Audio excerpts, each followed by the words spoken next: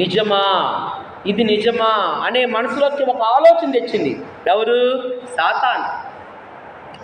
ఈ తోట చెట్ల ఫలవృక్షాలని మీరు తినవద్దన్నాడా? ఈ యొక్క చెట్టు ఫలాలు మీరు తినవద్దన్నాడా? అదేమి కాదు. మీరు తిన్నారనుకో మీరు ఎలాగుంటారు? దేవదూతల వలె ఉంటారు అని అనగానే హృదయంలోకి ఈ ఆలోచన అనేది వచ్చింది. అవ్వమ్మకి ఆలోచన వచ్చింది. ఏం చేసింది? ఆ చివరికి అనుమానం నిజమా నిజమా అని ఆలోచించి చివరికి ఏదైతే తినొద్దని ప్రభు చెప్పాడో, దేవుడు చెప్పాడు, ఆ చెట్టు ఫలాలే ఆమె తినేసింది.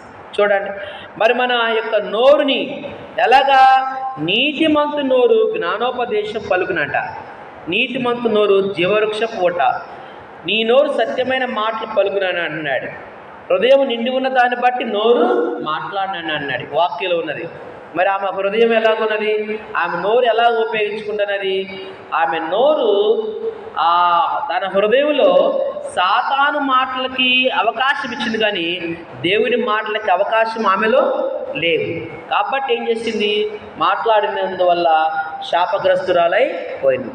చూసారా? కాబట్టి మన నోరుని చాలా జాగ్రత్తగా మనము కాపాడుకోవాలి. యేసు వైపు మనం చూడాలి. నీకోసం నా కోసం ప్రాణం పెట్టి యేసు వైపు మనం చూడాలి. మన నోరుని మనం అదుపులో ఉంచుకోవాలి. ఎందుకు? మన అవయవాలు, మన కన్నులు, మన కాళ్ళు, చేతులు, మన దేహం అంతా కూడా, మరి నాలుక, ఈ శరీర భాగాలన్నీ కూడా దేవుడు తన యొక్క రక్తం పెట్టి, యేసు రక్తం పెట్టి ఆయన మనల్ని కొనుక్కున్నాడు. ఇందాక మీకు ఉదాహరణ చెప్పాను కదా, ఆ ట్రైన్లో వెళ్తున్న భక్తుడు పేకాట ఆడదాం రా అంటే స్నేహితులు ఏమన్నాడు? ఈ చేతులు నాయి కాదుగా, ఈ చేతులు నాయి కాదుగా. ఎవరు ఈ చేతులు? యేసయ్య చేతులు. యేసయ్య కొనుక్కున్నాడు. ఒకానొకప్పుడు ఈ లోకంలో ఉన్నాను, మారు మనసు లేదు. ఇప్పుడు నేను మారు మనసు పొందాను, పాపక్షమాపణ పొందుకున్నాను, యేసుని రక్షకుడిగా అంగీకరించాను. కాబట్టి ఆయన రక్తం పెట్టి నా చేతులు, నా యొక్క శరీర భాగాలన్నీ కూడా ఆయన కొనుక్కున్నాడు. ఈ అవయవాలన్నీ కూడా క్రీస్తుకు సంబంధించినవి. కాబట్టి ఈ శరీర అవయవాలతో మనం ఎవరిని మహిమపరచాలి, ఎవరిని గణపరచాలి, ఎవరిని స్తుతించాలి? దేవుని మనము స్తుతించాలి. నీకు చేతులు ఇచ్చాడు, దేవుని స్తోత్రం చెప్పాలి. కాళ్ళు ఇచ్చాడు, దేవుని కొరకు ప్రయాసపడాలి. రన్ ఫర్ జీసస్, దేవుని కొరకు మనం ప్రయాసపడాలి. కాబట్టి మనము దేవుని బిడ్డలుగా మనం అంగీకరించబడిన తర్వాత మన శరీర అవయవాలతో దేవుని గణపరచాలి. మరి ఆదాము అలా చేశారా?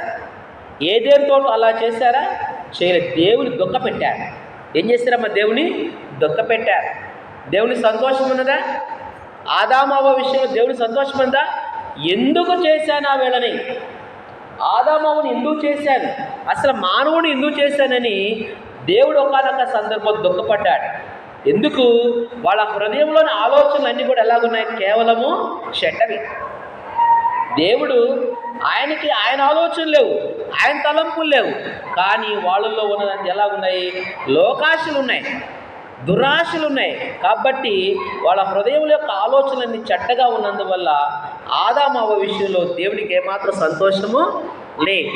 కాబట్టి ఇంకా దేవుడి యొక్క వాక్యాలు మనం చూసినట్లయితే పెదవుల గురించి, పెదవులు, మరి నీ పెదవులతో మోసపు మాట చెప్పవచ్చునా? మోసపు మాట నువ్వు చెప్పవచ్చా? మరి పెదవులతో ఇంకా అబద్ధమాడు పెదవులు యెహోవాకు హేయములు. దేవునికి ఇష్టం ఉంటాయా అబద్ధమాడే పెదవులు? దేవునికి ఇష్టమో ఉండవు. మరి చూడండి, ఆ యొక్క అవ్వమ్మ ఏం చేస్తే తన పెదవులని మరి నీతిగా యథార్థంగా ఉంచుకున్నదా? ఉంచుకోలేదు. అయ్యో, మాకు దేవుడు చెప్పాడు ఈ చెట్టు ఫలాలు మీరు తినకూడదు అన్నాడు, ఈ చెట్టు ఫలాలు మీరు తింటే మీరు చచ్చిపోతారని చెప్పాడు అని ఆ